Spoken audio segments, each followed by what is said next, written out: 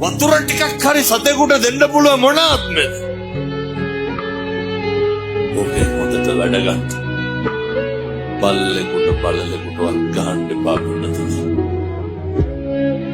සතෙකුටවත් හිංසා කරන්න එපා. මම දැකලා තියෙනවා පාරේ යනකොට සමහරු බල්ලෝ පන්නන් එනවනේ. අනේ මිනිස්සු ඇඟට කපනවනේ. කපන්න එන්නතුනි අර වෛර පිරිමහන්නේ සත්තු. ඒ සත්තුන්ට ඒවත් තේරෙන්නේ නැහැ. එහෙම වෙයි කියලා තමයි මෙහෙම බණ කියන්නේ. අපි මොකටද ඉතින් බල්ලෝ වෙන්නේ? ඒ සත්තුන්ගේ ආත්මේ මුදව ගන්න. එහෙම නොකර ඉන්න පුළුවන් මිනිස්සු වෙලා ඉපදුනා.